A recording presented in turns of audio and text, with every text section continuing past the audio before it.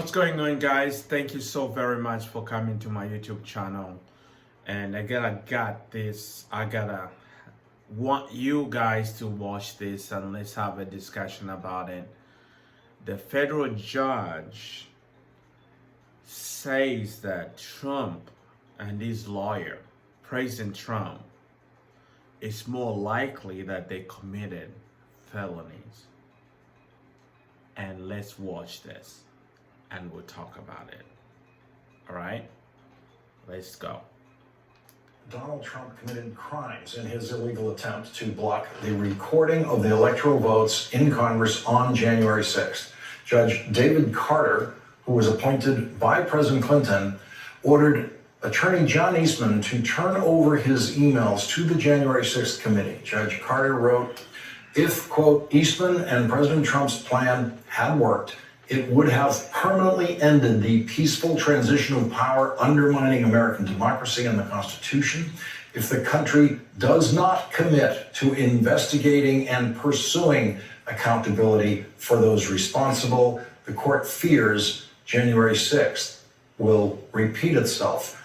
That line obviously being directed at Attorney General Merrick Garland. In evaluating the evidence of the case, Judge Carter wrote, based on the evidence, the court finds it more likely than not that President Trump corruptly attempted to obstruct the joint session of Congress on January 6, 2021. The illegality of the plan was obvious. Our nation was founded on the peaceful transition of power, epitomized by George Washington laying down his sword to make way for democratic elections. Ignoring this history, President Trump vigorously campaigned for the vice president to single-handedly determine the results of the 2020 election. The January 6th committee is considering requesting the testimony of Virginia Thomas, the wife of Supreme Court Justice Clarence Thomas. The committee is in possession of electronic messages exchanged between Ginny Thomas and the last Trump White House Chief of Staff, Mark Meadows, in which Mrs. Thomas urged Mark Meadows to do anything possible to overthrow the results of the election, including, as she said in this text, there are no rules in war. That means that Mrs. Thomas appears to be more than willing to have committed crimes and violated the law in her pursuit of overturning the election. It is possible that Supreme Court Justice Clarence Thomas committed a crime by participating in a Supreme Court decision that forced all of Mark Meadows' communications to be turned over to the January 6th committee. Not only did Clarence Thomas participate in that decision, which was in and of itself a possible crime, he was the only Supreme Court justice who voted to prevent Mark Meadows' communications from being turned over to the committee. In other words, Clarence Thomas voted to prevent his wife's communications to be turned over to the committee. That is apparently a vividly clear violation of federal law, which prohibits Supreme Court justices from participating in cases in which their spouses, quote, have an interest that could be substantially affected by the outcome of the proceeding. Today, the chairman of the Senate Judiciary Committee said this. It raises a serious question about conflict of interest for Justice Thomas.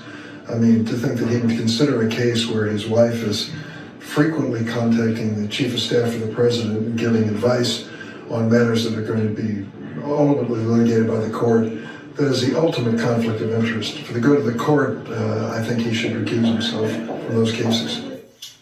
Just over an hour ago, the January 6th committee voted to approve referrals of criminal contempt against Trump campaign operative Dan Scavino and Trump White House staffer Peter Navarro.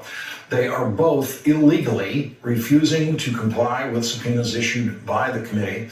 The most damning evidence of criminal contempt against Peter Navarro that the committee presented tonight was video of Ari Melber's MSNBC interview with Peter Navarro, which federal prosecutors will now be studying.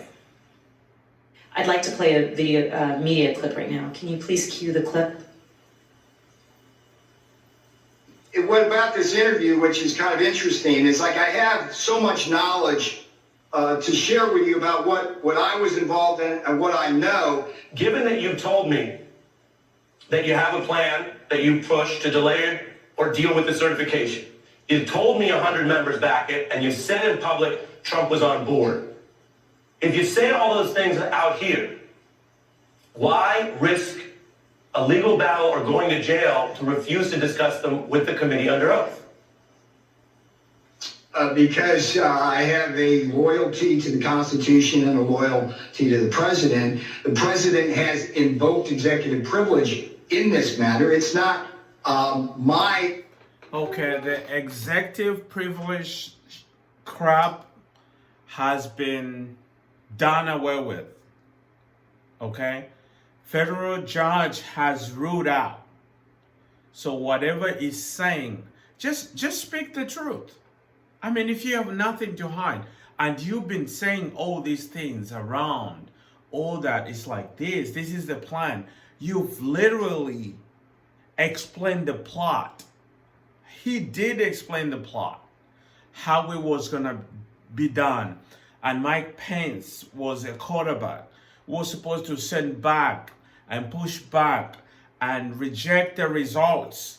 Congress certifies and say, like, send it back to the states. And now it can't. And now he's saying, like, has loyalty to the Constitution and to the president, to Trump. Okay? These are people who claims like they fight for the Constitution. They believe in the Constitution, but it's only when it suits them. Because this is not trying to overthrow the government, overthrow the election. And he's proud of doing that. And he claims like I have an oath to the Constitution. Okay. Well, the January 6th committee they voted to actually recommend charges for this guy. And I hope the Justice Department will move swiftly and just arrest this guy. Unless he's willing to talk. Just say the truth. Talk about it. I'm not saying you are guilty. I'm just saying, like, talk about the plot. Okay?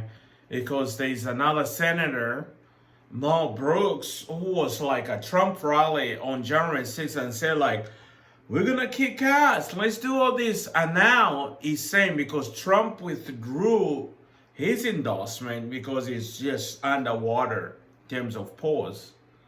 And now he's saying, like, Trump told me this. I told him it's illegal. It's these guys are playing you. And the prophets are dancing to these tunes. Tell me what you think. I'll keep making these videos, okay? Because I'm tired. And I want people to really know what's going on. Don't be nicked out, okay? I'll see you in the next video, and thank you so much for watching this video.